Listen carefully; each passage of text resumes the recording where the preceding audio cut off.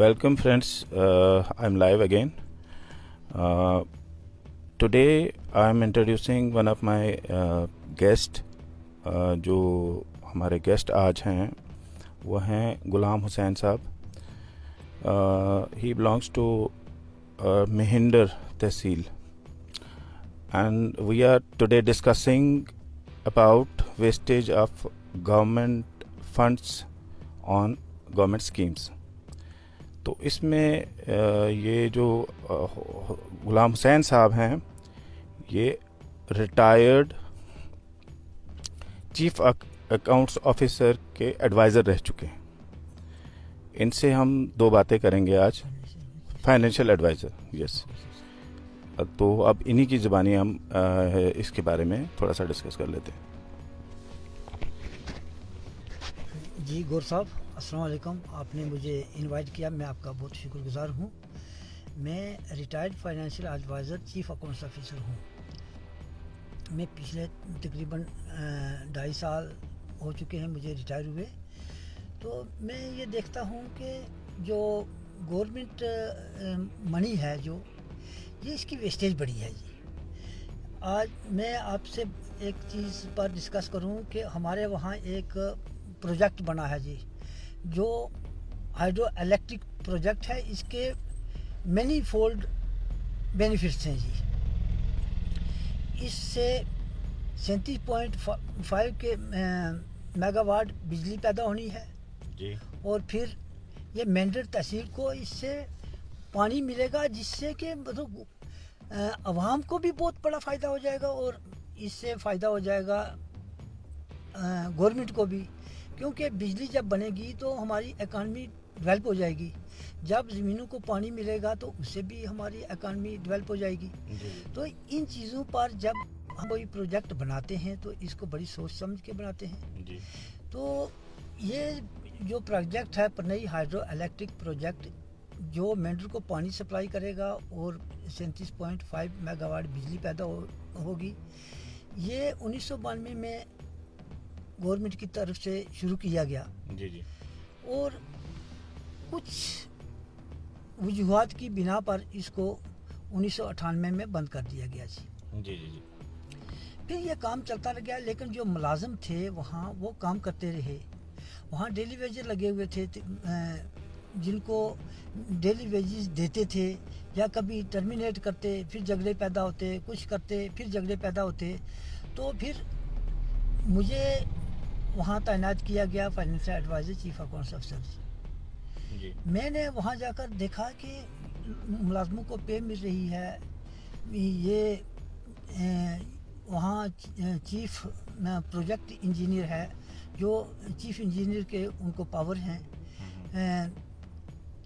फिर साथ में 4 एक्शन हैं. जी जी.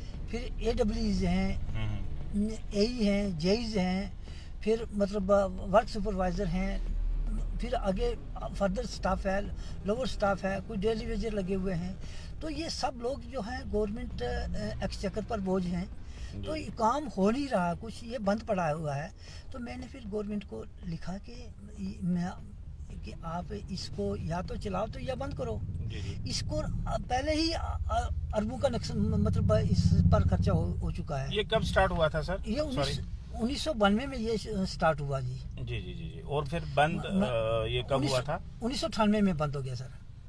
तो देखो, बंद होने के भी कारण मामूली वजूहात की बिना पर बन गए. मतलब वहाँ 2 डिवीज़न बल्कि 3 डिवीज़न जी. एक मैकेनिकल डिवीज़न, एक मेंढर डिवीज़न मतलब बन गया, और फिर एक जो था द्राबा में मतलब एक डिवीज़न था जी. जी जी. तो ये 3 डिवीज़न हैं. जब तो इनके आगे आपको पता है एक डिवीज़न में पर कितना खर्चा होता है, कितना मतलब स्टाफ लगता है, क्या होता है. फिर इसमें मतलब फाइनेंस के एम्प्लॉइज़ भी होते हैं, प्लानिंग के भी होते हैं, सब. तो इतना बड़ा खर्चा. तो इतने साल इन्होंने काम किया, फिर वो खर्चा, फिर मतलब मुलाजिम पे ले रहे हैं, काम कुछ नहीं, विदाउट मतलब वर्क मतलब उनको सैलरी मिल रही है. तो मैंने उठाया ये इशू जी गवर्नमेंट के साथ. तो मैंने कहा जी कि ये या तो इसको बंद करो, क्योंकि मैं अगर फाइनेंस की चैनल से हूँ तो मुझे तो फाइनेंस देखना चाहिए जी, मतलब कि अब वेस्टेज ऑफ गवर्नमेंट मनी नहीं होनी चाहिए जी। बिल्कुल तो फिर मतलब गवर्नमेंट ने उस पर यानी बड़ा ध्यान दिया। फिर 2014 में मेरी वहाँ हो गई लास्ट पर, यानी 2013 के लास्ट में मेरी वहाँ पोस्टिंग हो गई। तो 2014 में मैं ऐसे किया, 2015 में ये फंड्स आ गए तो इनको मतलब एडवांस किया। पटेल एक कंपनी है जी, जी। उनको मतलब ये कॉन्ट्रैक्ट हो गया। तो इसको बड़े फंड दिए गए, एडवांस दिया कि आप काम करो जी। काम करते रहे, मतलब बड़ा बहुत काफ़ी हद तक काम हुआ है।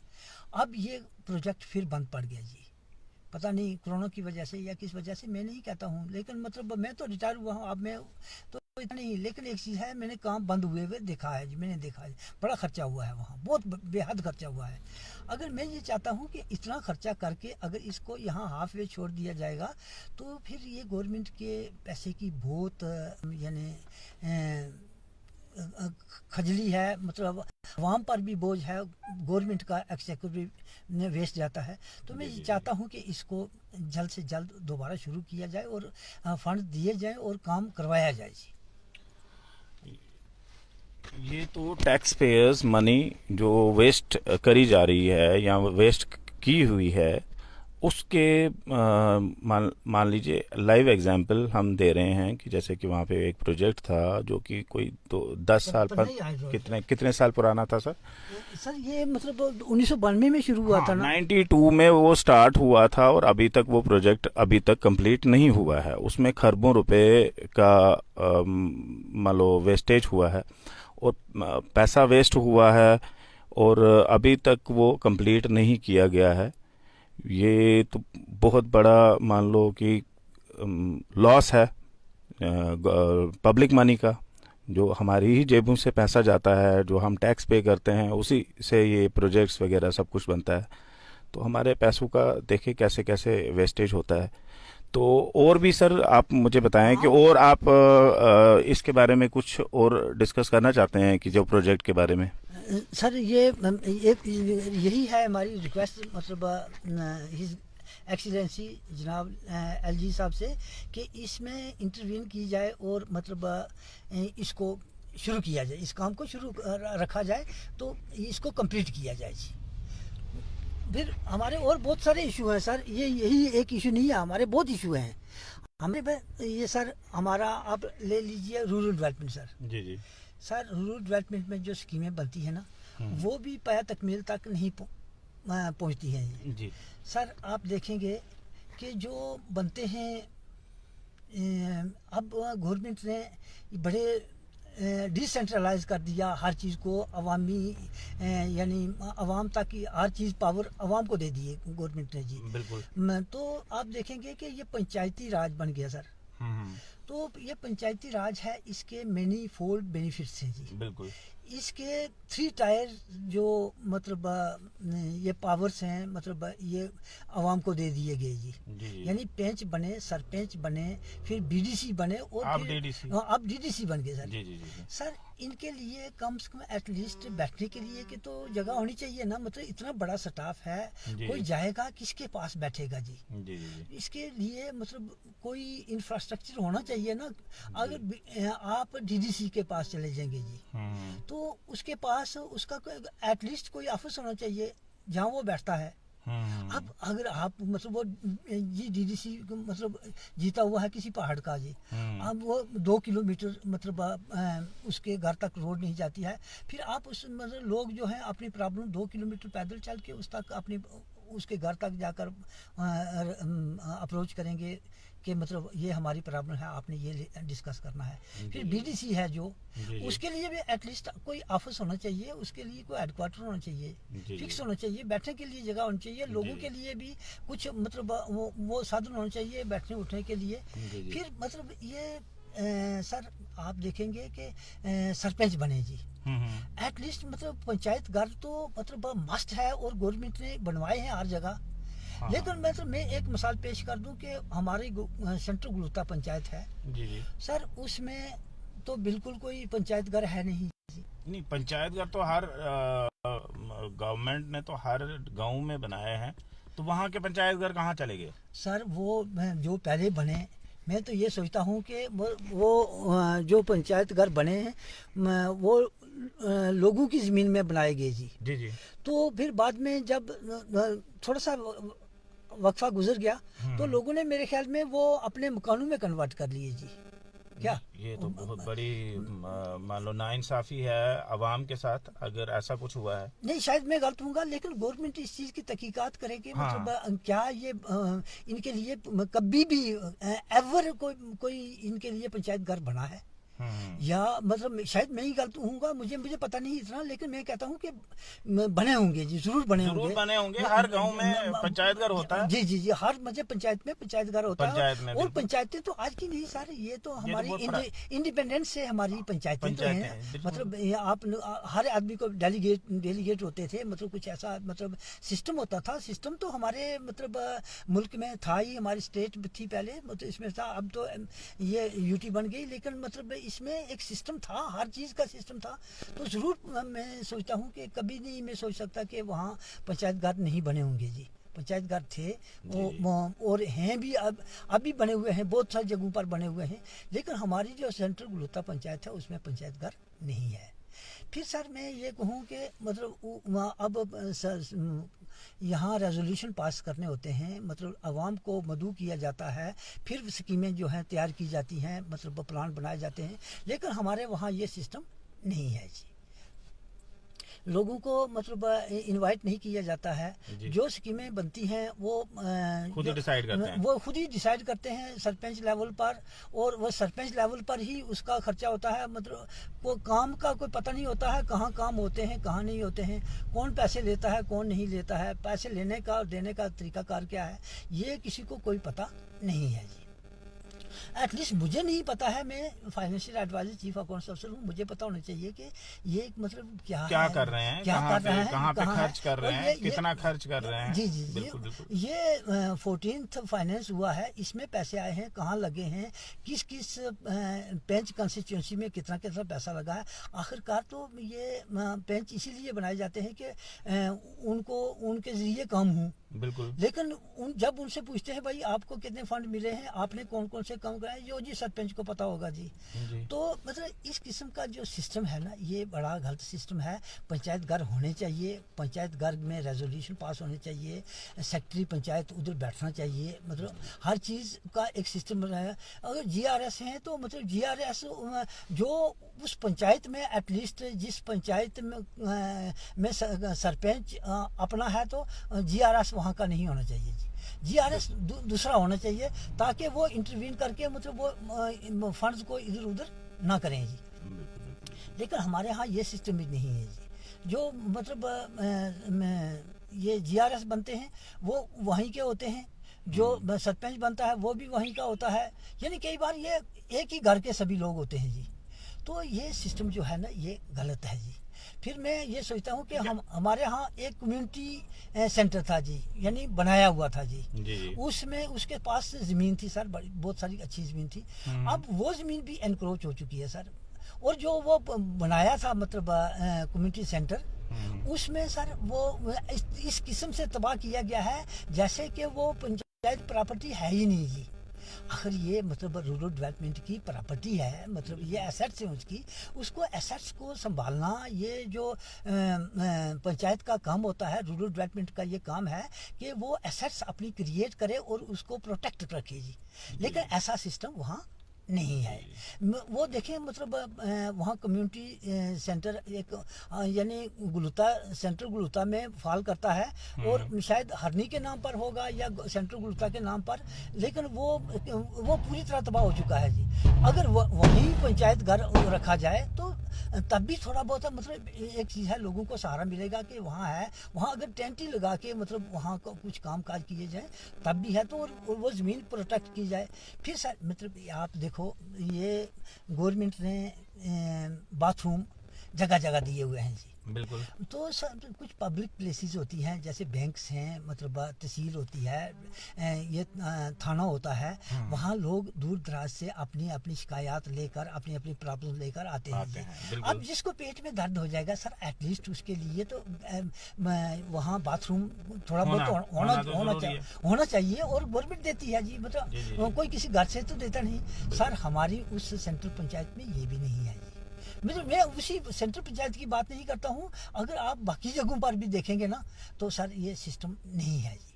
कम से कम मतलब ये जो है फंड्स गवर्नमेंट देती है, तो इसको सही तरीके से यूटिलाइज किया जाना चाहिए, और जो काम करते हो वो कंप्लीट होना चाहिए। ये आधे रास्ते में आपने छोड़ देना चाहिए, मतलब ये ठीक नहीं जी। आमिर साहब, आपका हुसैन साहब, आपका यही है कि वेस्टेज ऑफ गवर्नमेंट मनी नहीं होना चाहिए। ये जैसे मान लो कि वहाँ पे वेस्टेज बड़ा हुआ है, जो आपका प्रोजेक्ट था वहाँ पे वेस्टेज हुआ, वहाँ पे अभी तक वो प्रोजेक्ट कंप्लीट नहीं हुआ।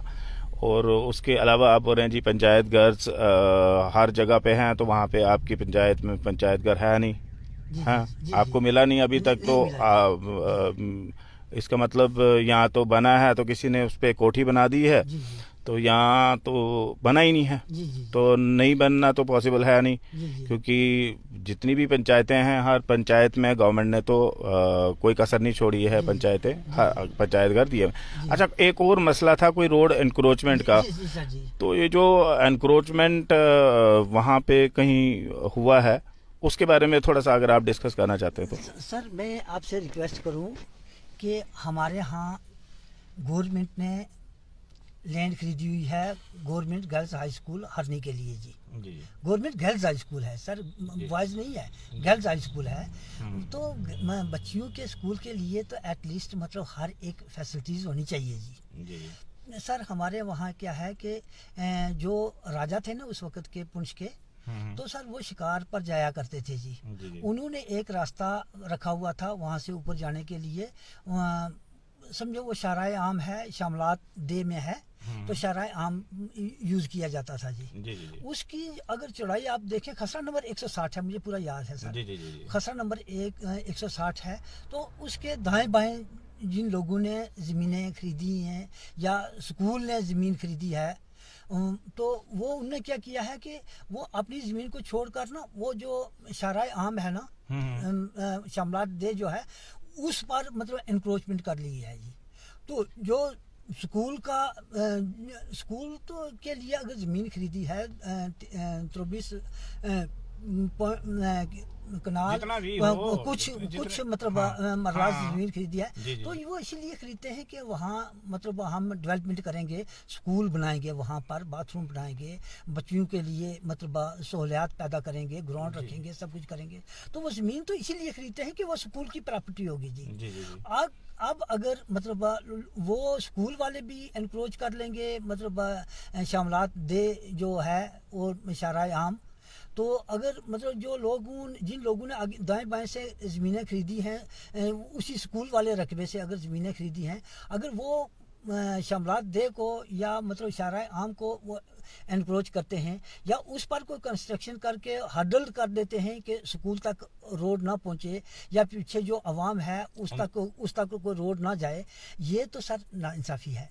नहीं, मैं वही कह रहा हूँ कि जो अगर कोई किसी का रास्ता रोकता है तो उस इंसान का तो अल्लाह ताला रास्ता रोकता है सर। ये तो सब लोग जानते हैं, हमारा हर मजहब जानता है, हर सोसाइटी जानती है, हर समाज जानता है कि रास्ता और ये जो सहन होता है सर अपने मकानों के सामने जी, ये इसकी तंगी बर्दाश्त नहीं होती है सर। वो बाकी सब कुछ हो जाता है, लेकिन रास्ते की और मतलब रोड की जो तंगी होती है ना, ये आज के दौर में ये सबसे इम्पोर्टेंट है सर। तो मैं ये सोचता हूँ कि मतलब अगर वहाँ से मतलब एनक्रोचमेंट हटाई जाए जी। अगर मतलब चलो जो इंफ्रास्ट्रक्चर बना है थोड़ा बहुत, अगर मतलब बनाया भी किसने है, मतलब वो कोई स्कूल के फंड नहीं खर्चे हैं वहाँ जी। ऐसे ही लोगों ने बाहर से मतलब जहाँ जिसको पंचायत में कोई रसूख जुड़ता है वहाँ से फंड हासिल करते हैं, तो उनको बनाने के लिए कहीं जगह नहीं होती है, वो सोचते हैं ये सेफ जगह है तो चलो आओ जी, मतलब वो शाराए आम है, फिर क्या है यहाँ बना लेते हैं, तो वो रास्ता रोड ही रोक दी सर। अब पीछे जो लोग हैं उनको सर अगर रोड से मतलब आधा किलोमीटर जो पीछे बस्ती है उसको वहाँ से रोड से घोड़ों पर जो सामान अठवा के ले जाना पड़ता है सर, वो तो उसको मतलब 6-7 हज़ार रुपये मतलब पर ट्रक देना पड़ता है। एक्स्ट्रा ट्रक का एक ट्रक का मतलब खर्चा देना पड़ता है। अब मकान बनाते हैं लोग और कितने कारोबार होते हैं, मतलब आजकल लोगों ने गाड़ियाँ रखी हुई हैं तो कम से कम एटलीस्ट हर घर तक गाड़ी पहुँच सकती है। और जब गवर्नमेंट ने राजू महाराजू ने अपने जोर से सेटलमेंट में जी क्या बंदोबस्ती रास्ता जो काटा हुआ है उसको तो एनक्रोच नहीं होने देना चाहिए और ना किसी को करना चाहिए जी। अब वही रास्ता जो मतलब शाराय आम है उस पर मतलब हर एक ने रुकावटें खड़ी कर दी है। और जो ये मतलब रोड है ना जहाँ जिसकी हम बात करते हैं सर, इसके पीछे पहाड़ी है जी। उस पहाड़ी का पूरा पानी जो है, ये जो रोड जिसको कहते हैं रास्ता कहते हैं, वागजार है, सब कुछ है, इसी से पानी भी मतलब बहता है। पहाड़ी का भी जब बारिश होती है पहाड़ी का पानी भी उस वहाँ से गुजरता है, फिर रास्ता भी वहीं है, फिर स्कूल के बच्चे भी वहीं से गुजरते हैं, लोगों के माल मवेशी भी वहीं से गुजरते हैं और लोग भी वहीं से गुजरते हैं। सर अगर उसको एनक्रोच कर दिया जाए तो मतलब वो नाले से मतलब कैसे कोई गुजरेगा जी? इतनी तंग जगह से कैसे मतलब माल मवेशी गुजरेंगे, फिर लोग भी गुजरेंगे, फिर स्कूल के बच्चे भी गुजरेंगे, फिर वो स्टाफ है उसने अच्छे अच्छे कपड़े पहने होते हैं। आजकल के समाज में बच्चियों का तो एटलीस्ट किसी की भैंस ही वो ठोकर मार देगी किसी की बच्ची को, तो देखो मतलब ये कितना बच्ची इतना रोड का एनक्रोच करा हुआ है कि मान लो पैदल रास्ता रखा हुआ है। सर पैदल रास्ता रखा हुआ है, उसकी 33 फुट सर मतलब चौड़ाई है जी उस रास्ते की जी। तो मतलब मुश्किल से मतलब 8 या 10 फुट मतलब रखा हुआ है, इतनी एनक्रोचमेंट हुई है और बीच में कुछ चीज़ बनी हुई भी नहीं है जी। डीसी साहब ने ऑर्डर किया था कि मतलब इसको एनक्रोचमेंट हटाओ जी। लोगों ने अप्रोच की मतलब डीसी साहब से, डीसी साहब ने तहसीलदार साहब को लिखा, तहसीलदार साहब ने नायब तहसीलदार को लिखा, नायब तहसीलदार ने वहाँ देखा जाके, लेकिन मतलब उन्होंने पूरी वो मतलब नहीं बताया कि कितना है तो कितना नहीं जी। लेकिन उन्होंने ऐसे मतलब डंडे से मतलब वो निशान लगा के दे दिए कि ये इसको ये यहाँ तक आप काट लो। तो अब सर पाइपें भी वहीं से जाती हैं, जो पीएससी की पाइप है ना वो भी वहीं से डाली हुई हैं सर। अब लोगों ने कहा कि चलो अब हमें तहसीलदार को कहा कि अगर आपको, नायब तहसीलदार को तहसीलदार साहब ने लिखा कि मतलब अगर आपको पुलिस की भी जरूरत पड़ती है मतलब हटाने के लिए और लॉ एंड ऑर्डर मेंटेन कर रखने के लिए अगर पुलिस की भी आपको जरूरत पड़ती है तो आप लेकर उसको हटा दीजिए और इनको रोड दे दीजिए, एनक्रोचमेंट खत्म कर दीजिए। अब वहाँ वो उन्होंने एक और इशू रख दिया है कि वहाँ पाइपें हैं तो वो पीएचई की हैं, वो पीएचई वालों से अप्रोच की तो वो हटा नहीं रहे हैं। मतलब ये इस किस्म का है कि पीएचई वाले उन्होंने अपना राज बनाया हुआ है। अब जो मैं किसी के खिलाफ तो बोल नहीं सकता, तो लेकिन मतलब रुकावटें हर जगह से मतलब खड़ी की हुई है कि वहाँ रोड ना बन सके जी। अगर सर हम देखो सर, एक चीज़ है, इंसाफ की बात यह है कि हमारी बच्चियाँ महफूज रहें, बच्ची पढ़ाओ बच्ची बचाओ, ये मतलब एक नारा है हमारे देश का। तो सर मतलब आप देखो कि बच्चियों को अगर पीने के लिए पानी नहीं जी, अब रोड नहीं वहाँ तक, अगर मतलब रोड चली जाएगी वहाँ एक हैंडपंप लग जाएगा, अड़ोस पड़ोस में पानी नहीं है पीने के लिए सर, तो बच्चियाँ लोगों के घरों में जाती हैं पानी पीने के लिए। सर कितना मतलब ह्यूमिलेशन है मतलब हमारी बच्चियों की, हमारे समाज की। और जो लोग बच्चियों को स्कूल में भेजते हैं एटलीस्ट वो भी मतलब ये ध्यान नहीं रखते हैं कि हमारी बच्चियाँ जाती हैं स्कूल में तो आखिर ये इनको मतलब पानी कहाँ से पीती होंगी, इनका मतलब ये महफूज हैं या नहीं है। मतलब जिस स्कूल में हम भेजते हैं उस स्कूल का स्टैंडर्ड क्या है सर? वहाँ जो कमरे 4 बनाए थे गवर्नमेंट ने जी, बड़े पुराने बने हुए हैं सर, वो जब बारिश होती है ना, मैं मतलब दावत दूंगा आपको भी और मतलब मैं पूरे मतलब समाज को दावत देता हूँ, मैं खासकर डिस्ट्रिक्ट एडमिनिस्ट्रेशन को दावत देता हूँ कि जिस दिन बारिश होगी जी उस दिन आए जी, वो स्कूल की हालत देखे जी। अगर वहाँ मतलब वो बच्चियाँ बैठी हैं या बैठ सकती हैं तो मैं अपने जो मुझे मतलब सजा देंगे मैं मतलब भुगतने के लिए तैयार हूँ सर। पूरा पानी पूरा पानी सर उन कमरों में अंदर आता है और है 2-4 कमरे बने हुए, ज्यादा बने ही नहीं जी। जो दो तीन वाले बनाए थे। और जो रास्ते जिस कमरे की बात करते हैं कि ये मतलब रोड में बना हुआ है या वो शाराय आम पर यानी शामलात डे पर बना हुआ है सर, वो तो बिल्कुल यानी मतलब नासमझी है। और गवर्नमेंट अगर जो वहाँ के सब रहने वाले लोग हैं ना, अगर कहते हैं कि ये अगर थोड़ा पीछे करेंगे जी, तो इसको पीछे करने में जो खर्चा लगेगा ना, हम खुद वो करेंगे। हम खुद कर देंगे जी। हम बिल्कुल, इसको बिल्कुल। दीवार को भी हम खुद खड़ा करके दे देंगे, लेकिन एडमिनिस्ट्रेशन का कोई आदमी हमारे साथ होना चाहिए जी। क्योंकि मतलब इलीगल मतलब लॉ को अपने हाथ में नहीं लेना चाहिए। जी, जी। किसी भी आदमी को कभी नहीं सोचना चाहिए लॉ है तो हम महफूज हैं जी, लॉ नहीं है तो हम महफूज नहीं हैं जी। इसी तरीके से मतलब रास्ते हैं तो लोग मतलब इज्जतदार निकल सकते हैं जी। अगर लोगों की ज़मीनों से गुजरोगे तो कैसे गुजरोगे जी। और फिर फसल लगाए हुए होते हैं, ऐसी कीमती कीमती जगह है हमारे साथ, मतलब मैं क्या कहूँ आपको कि बहुत ह्यूमिलेशन है जी। तो ये रास्ता एक आम रास्ता है, शराय आम है, शामलात दिया है। तो हम ये चाहते हैं कोई रास्ता बंद कर देगा तो वो तो बहुत गलत बात है। सर ये मतलब बहुत ही ह्यूमिलेशन है। बहुत मैं गलत तो बात है। मतलब एलजी साहब से रिक्वेस्ट करता हूँ कि मतलब ये कोई ज़्यादा दूर नहीं जी, मतलब मुंशी मेंढर इनके लिए कोई ज़्यादा दूर कम से कम ये मतलब हमने निशानदेही की हुई है स्कूल की जी। इस स्कूल का एटलीस्ट वो ज़रूर मायना करें और देखें कि इस स्कूल में क्या क्या इसकी रिक्वायरमेंट्स हैं जी। क्या नाम है स्कूल का, नाम क्या? गवर्नमेंट गर्ल्स हाई स्कूल हरनी जी। सर इसमें रोड भी नहीं है, पानी भी नहीं है, इसकी दीवार बंदी नहीं है, ज़मीन जो है वो महफूज नहीं है। जो मतलब गवर्नमेंट ने ज़मीन ली है ये गवर्नमेंट की प्रॉपर्टी है, मतलब इसको महफूज रखना गवर्नमेंट ही का काम है, एजुकेशन डिपार्टमेंट का, रेवेन्यू डिपार्टमेंट का काम है। तो वो कहते हैं कि मतलब रेवेन्यू डिपार्टमेंट जिम्मेवार है, वो कहते हैं जी एजुकेशन डिपार्टमेंट जिम्मेवार है। एजुकेशन वाले खुद क्यों नहीं मतलब डिमार्केशन करवाते हैं, लोग क्यों करवाते हैं? तो जब एजुकेशन डिपार्टमेंट चाहेगा वैकेट करवा सकता है, लोग क्यों करवाएंगे? सर ये मतलब अगर मतलब एजुकेशन वाले उसको वैकेट नहीं करवाएंगे जी, तो लोगों की बच्चियां होती हैं, लोगों को चाहिए ना, मतलब वो ज़मीन लोगों को चाहिए स्कूल के लिए जी। मतलब टीचर तो जो हैं वो उनको एक महीना, साल, 2 साल, 3 साल, 4 साल रहना है वहाँ, तो अब वो वहाँ से चले ही जाते हैं जी, तो मतलब रिटायर भी हो जाते हैं। तो कम से कम मतलब जो समाज है उस समाज की बच्चियाँ जहाँ जाती हैं, समाज वालों को ही मतलब सब कुछ करना है, उन लोगों को जो वहाँ के रहने वाले हैं उन्हीं को सब कुछ करना है। तो उन पर अगर उंगलियां उठाई जाएंगी, उनको मतलब या जो आदमी मुंह खोलता है ना सर, उस पर आगे पीछे से केस करवाए जाते हैं, उसको दबाया जाता है जी, उसको परेशान किया जाता है जी। कम से कम मतलब हम ये चाहते हैं कि गवर्नमेंट वहाँ पर पूरा खुद गवर्नमेंट देखे, डीसी साहब आए, मतलब तहसीलदार साहब आए, मतलब एलजी साहब, ये ज़्यादा दूर नहीं सर, मतलब जा सकते हैं जी। इनकी ये अपनी इनकी जुरिस्डिक्शन है सर, ये जा सकते हैं, मतलब उसको देखें ये वाकया ही ह्यूमिलेशन है वहाँ पर, लोग सच रोते हैं या फ्रॉड करते हैं जी। आप वहाँ जाकर देखो ना सर, खुद मतलब विजिट करो सर। मतलब मैं कहता हूँ मैं आपको भी मतलब अगर कोई मीडिया वाला है मैं उसको भी दावत देता हूँ कि वो आए वहाँ देखे वाकया ही ये सच है या झूठ है जी। जी जी जी। अच्छा सर, आप ना वो SRO 24 पे भी कुछ बोलना चाहते हैं? जी, जी, जी, तो उस पे भी आप 2 लफ्ज जो भी आपने बोलना है तो बोल लीजिएगा सर। सर मैं रिक्वेस्ट करूँ कि SRO 24 गवर्नमेंट ने निकाला, पिछली उस वक्त मतलब पिछली गवर्नमेंट ने निकाला था, तो उसके तहत जो GM गवर्नमेंट मेडिकल कॉलेज जो थे वो बने थे जी। तो उनमें स्टाफ जो अपॉइंट करना था वो 6 साल के लिए उन्होंने कॉन्ट्रैक्ट रखा था जी। 6 साल तक मतलब इनका कॉन्ट्रैक्ट रहेगा।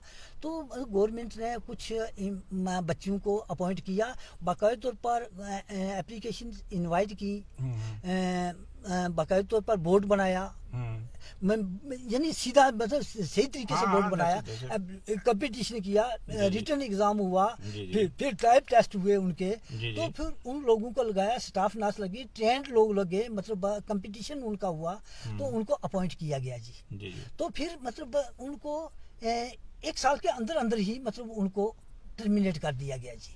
हालांकि जब उनने मतलब टर्मिनेशन के क्लास 4 है शायद मेरे उसकी SRO 24 की, उसमें था कि जब जिसको निकालना है उसको एटलीस्ट 1 महीने का नोटिस देना है और 1 महीने का एडवांस पे देकर उसको टर्मिनेट करना है। सर बच्चों को पता ही नहीं, तो उनको मतलब वो बेचारे जाते भी रहे जी, यानी जब उनकी टर्मिनेशन भी होगी मतलब नेट पर चढ़ाया नहीं जी, पहले उन्होंने निकाल के अपने पास रखा रहा, फिर बाद में उन्होंने मतलब नेट पर चढ़ा दिया। अब नेट कौन देखता है जी, मतलब ये कोरोना लगा हुआ था मतलब इस पीरियड में या इससे थोड़ा पहले, तो मतलब इतनी मतलब परेशानी के आलम में उन बच्चों को बेचारों को मतलब टर्मिनेट कर दिया गया जी। अब वो जो बच्चे हैं मतलब कुछ तो ओवरेज हो चुके हैं, कुछ ओवरेज होने वाले हैं। अब उनका कैरियर जो है पूरी तरह से तबाह हो गया है। एटलीस्ट मतलब एम्प्लॉयमेंट देना तो गवर्नमेंट का काम है ना सर। तो और फिर ये लोग बच्चे जो लगे हैं वो ट्रेंड है सर, अपनी अपनी लाइन्स में, जिस चीज़ लाइन में उनको लगाया गया था वो ट्रेंड से, और उन्होंने कंपटीशन लड़ा जी, एप्लीकेशन इनवाइट की जी, बोर्ड बना। कोई ऐसे नहीं लगे कि मतलब वो हवा में लग गए तो मतलब ऐसे कर दिया जी। तो 6 साल के लिए कॉन्ट्रैक्ट था, तो उनको मतलब अगर मतलब 1 साल के अंदर ही उनको टर्मिनेट कर दिया तो ये बहुत बड़ी नाइंसाफ़ी है। हम ये चाहते हैं कि उन बच्चों को बहाल किया जाए और उनकी नौकरियां जो है न छीनी जाएं जी। ये रोजी रोटी का मसला होता है कि सर आप देखो ना, हमारे समाज में बहुत सारी प्रॉब्लम होती हैं। लोग ये कहते हैं हम बच्ची वहाँ ब्याह कर देंगे जहाँ मतलब बच्चा एम्प्लॉयड होगा। जी जी जी। अब कितने लोगों को धोखा हो गया जी, बीच में बच्चों की शादी हो गई, शादियां भी हो बच्ची गई। की शादी हो गई। तो सर मतलब अब वो जो बच्ची वाले कहते हैं, बच्ची वालों ने हमारे साथ धोखा किया कि कहते थे हमारा बच्चा एम्प्लॉयड है तो इसको मतलब हमने उस धोखे में बच्ची अपनी दे दी। तो बच्चे वाले कहते थे जी हमारी बच्ची लगी हुई है तो इसको उसके हिसाब से हमने इसको शादी कर ली, वरना हम कुछ और करते जी। तो सर